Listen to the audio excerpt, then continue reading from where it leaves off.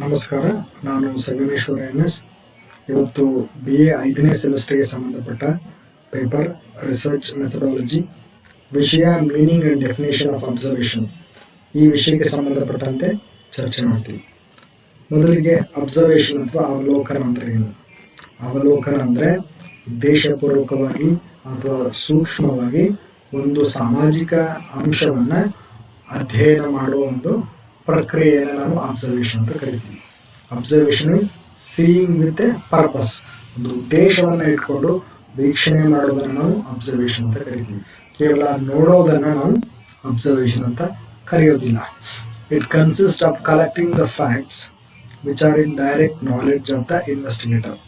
ಅಂದರೆ ಅವಲೋಕನಕಾರ ಮಾಹಿತಿಯನ್ನು ಪಡಿತಾನೆ. ಯಾವ ಮಾಹಿತಿಯನ್ನು ಪಡಿತಾನೆ ಅಂದರೆ ಅವನ ಜ್ಞಾನಕ್ಕೆ ಬಂದಂತಹ ಮಾಹಿತಿ, ಅವನ ಜ್ಞಾನಕ್ಕೆ ಯಾವ ಅಂಶಗಳು ಬರ್ತದೆ ಆ ಅಂಶಗಳನ್ನು ಇಲ್ಲಿ ಅವಲೋಕನಕಾರ ಪರಿಗಣನೆಗೆ ತಗೊಳ್ಳೋದನ್ನು ನೋಡ್ತೀವಿ.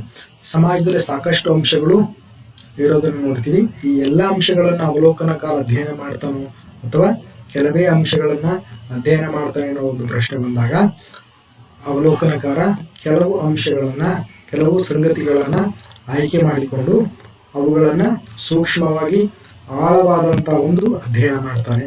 ಹಾಗಾಗಿ ನಾವು ಅವಲೋಕನವನ್ನು ಅಥವಾ ಅಬ್ಸರ್ವೇಷನನ್ನು ಸೆಲೆಕ್ಟಿವ್ ಅಥವಾ ರೆಗ್ಯುಲೇಟೆಡ್ ಪರ್ಸೆಪ್ಷನ್ ಅಂತ ಕರಿತೀವಿ. ಅಷ್ಟೇ ಅಲ್ಲ, ಅವಲೋಕನ ಅನ್ನೋದು ಒಂದು ಎಂಪರಿಕಲ್ ಸ್ಟಡಿ ಅಂತ ಹೇಳ್ತೀವಿ. ವ್ಯಕ್ತಿ ತನ್ನ ಇಂದ್ರಿಯಗಳ ಮುಖಾಂತರ ಸತ್ಯವನ್ನು ಅರ್ಥ ಮಾಡಿಕೊಳ್ಳುವ ಒಂದು ಪ್ರಯತ್ನವನ್ನು ಮಾಡ್ತಾನೆ.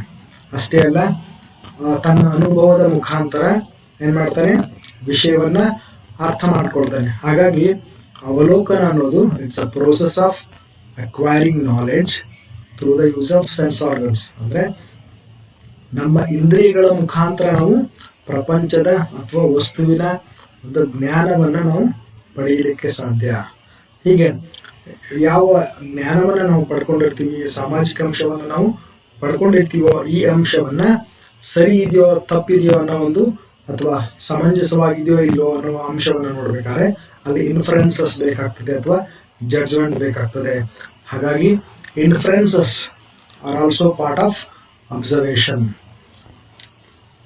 ಯಾಕೆಂದರೆ ಇನ್ಫರೆನ್ಸಸ್ ಅನ್ನೋದು ಒಂದು ಪರೋಕ್ಷವಾದ ಜ್ಞಾನ. ಇನ್ಫರೆನ್ಸಸ್ ಬಳಕೆ ಮಾಡಿಕೊಂಡು ಇಲ್ಲಿ ಅವಲೋಕನಕಾರ ಏನು ಮಾಡ್ತಾನೆ, ಒಂದು ವಿಷಯವನ್ನು ಅವಲೋಕಿಸ್ತಾನೆ. ಅಷ್ಟೇ ಅಲ್ಲ, ಅವಲೋಕಿಸಿದ ನಂತರ ತನಗೆ ಬಂದ ಜ್ಞಾನವನ್ನು ಸರಿಯಾದ ರೀತಿಯಲ್ಲಿ ಅರ್ಥ ನಿರೂಪಣೆಯನ್ನು ಮಾಡೋದನ್ನು ನಾವು ನೋಡ್ತೀವಿ. ಅರ್ಥ ನಿರೂಪಣೆಯನ್ನು ಇಂಟರ್ಪ್ರಿಟೇಷನ್ ಅಂತ ಕರಿತೀವಿ. ಇಲ್ಲಿ ಅವಲೋಕನಕಾರ ತನ್ನ ಒಂದು ಭಾವನೆಗಳನ್ನು ಮತ್ತು ತಮ್ಮ ಸಂಸ್ಕೃತಿಯನ್ನು ಹೊರಗಿಟ್ಟು ಇಲ್ಲಿ ವಿಷಯದ ವಾಸ್ತವಿಕತೆಯನ್ನು ಅರ್ಥ ಮಾಡಿಕೊಳ್ಳುವ ಒಂದು ಪ್ರಯತ್ನವನ್ನು ಇಲ್ಲಿ ಅವಲೋಕನದಲ್ಲಿ ಮಾಡೋದನ್ನು ನಾವು ನೋಡ್ತೀವಿ. ನಂತರ ಅವಲೋಕನದ ಮೂಲಾಂಶಗಳು ಅಂತ ನೋಡಿದಾಗ ಅಥವಾ ಕಾಂಪೊನೆಂಟ್ಸ್ ಆಫ್ ಅಬ್ಸರ್ವೇಷನ್ ಅಂತ ನೋಡಿದಾಗ 3 ಅಂಶಗಳಿರೋದು ನೋಡ್ತೀವಿ: sensation, attention and perception. Sensation ಅಂತ ಹೇಳಿದ್ರೆ ಸಂವೇದನೆಗಳು, ಅಟೆನ್ಷನ್ ಗಮನ, ಪರ್ಸೆಪ್ಷನ್ ಗ್ರಹಿಕೆ. ಹೀಗೆ ವ್ಯಕ್ತಿ ಒಂದು ವಿಷಯವನ್ನು ಅರ್ಥ ಮಾಡ್ಕೋಬೇಕಂದ್ರೆ ಅಲ್ಲಿ ಸಂವೇದನೆಗಳು ಬಹಳ ಮುಖ್ಯವಾಗ್ತದೆ.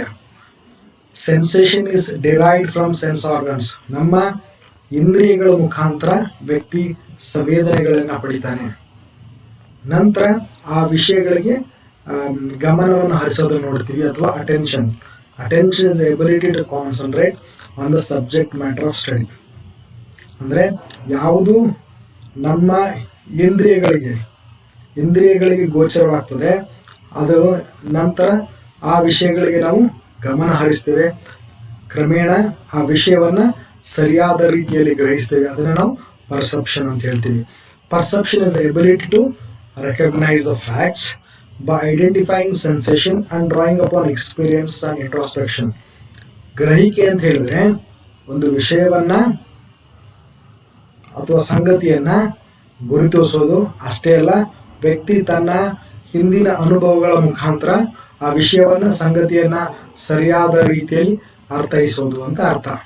ಇಲ್ಲಿ ಅಬ್ಸರ್ವೇಷನ್ ಅಥವಾ ಅವಲೋಕನ ಅಂತ ಹೇಳಿದಾಗ ಸಂವೇದನೆಗಳು, ವ್ಯಕ್ತಿಯ ಗಮನ ಮತ್ತು ವ್ಯಕ್ತಿಯ ಗ್ರಹಿಕೆ ಈ ಮೂರೂ ಅಂಶಗಳಿದ್ದಾಗ ಮಾತ್ರ ಅಲ್ಲಿ ಅವಲೋಕನ ಆಗೋದಕ್ಕೆ ಸಾಧ್ಯ. ನಂತರ ನಾವು ಕೆಲವೊಂದು ವ್ಯಾಖ್ಯಾನಗಳನ್ನ ಅಥವಾ ಡೆಫಿನೇಷನ್ಗಳು ನೋಡ್ತೀವಿ. ಆಕ್ಸ್ಫರ್ಡ್ ಡಿಕ್ಷನರಿಯ ಪ್ರಕಾರ accurate watching, noting of phenomena as they occur in nature with regard to cause and effect or mutual relations. ಅಂದರೆ ಪ್ರಕೃತಿಯಲ್ಲಿ ಸಾಕಷ್ಟು ಅಂಶಗಳು ಘಟಿಸುತ್ತೆ. ಪ್ರತಿಯೊಂದು ಅಂಶಕ್ಕೂ ತನ್ನದೇ ಆದ ಒಂದು ಕಾರಣ ಮತ್ತು ಪರಿಣಾಮ ಅಥವಾ ಒಂದು ಇನ್ನೊಂದರ ಮೇಲೆ ಅವಲಂಬಿತವಾಗಿರೋದನ್ನು ನೋಡ್ತೀವಿ. ಈ ಎಲ್ಲ ಅಂಶಗಳನ್ನು ಸೂಕ್ಷ್ಮವಾಗಿ ನೋಡುವಂಥ ಒಂದು ಪ್ರಕ್ರಿಯೆ ಅಬ್ಸರ್ವೇಷನ್ ಅಂತ ಆಕ್ಸ್ಫರ್ಡ್ ಡಿಕ್ಷನರಿಯ ಒಂದು ಅರ್ಥ. ನಂತರ PV ಯಂಗ್ ಅವರು ಒಂದು ಡೆಫಿನೇಷನ್, ಒಂದು ವ್ಯಾಖ್ಯಾನವನ್ನು ಹೇಳ್ತಾರೆ. Observation is a systematic and deliberate study. ಅಂದರೆ ಅವಲೋಕನ ಅಂದರೆ ಒಂದು ವ್ಯವಸ್ಥಿತವಾದ ಹಾಗೂ ಉದ್ದೇಶಪೂರ್ವಕವಾಗಿ ಮಾಡುವಂಥ ಒಂದು ಅಧ್ಯಯನ. ಯಾರು ಇಲ್ಲಿ ಅಧ್ಯಯನ ಮಾಡ್ತಾರೆ ಅಂದರೆ ಅವಲೋಕನಕಾರ ಏನು ಮಾಡ್ತಾನೆ, ಒಂದು ವಿಷಯ ಘಟಿಸಿದ ತಕ್ಷಣ ಅದನ್ನು ತನ್ನ ಕಣ್ಣಿನ ಮುಖಾಂತರ ಆ ವಿಷಯವನ್ನು ಆ ಸಮಯದಲ್ಲಿ ಅರ್ಥ ಮಾಡಿಕೊಳ್ಳುವ ಒಂದು ಪ್ರಕ್ರಿಯೆ. The purpose of observation is to perceive the nature and extent of significant interrelated elements within the complex social phenomena, cultural pattern or human conduct. ಅಂದರೆ ಸಮಾಜದಲ್ಲಿ ಸಾಕಷ್ಟು ಸಾಮಾಜಿಕ ಅಂಶಗಳಿರ್ತದೆ, ಸಂಸ್ಕೃತಿ ಇರೋದನ್ನು ನೋಡ್ತೀವಿ, ವ್ಯಕ್ತಿಯ ಒಂದು ವರ್ತನೆ, ಈ ಎಲ್ಲ ಅಂಶಗಳು ಇರೋದನ್ನು ನೋಡ್ತೀವಿ. ಈ ಎಲ್ಲವೂ ಒಂದು ಇನ್ನೊಂದರ ಮೇಲೆ ಪರಸ್ಪರ ಅವಲಂಬನೆಯಾಗಿರ್ತದೆ.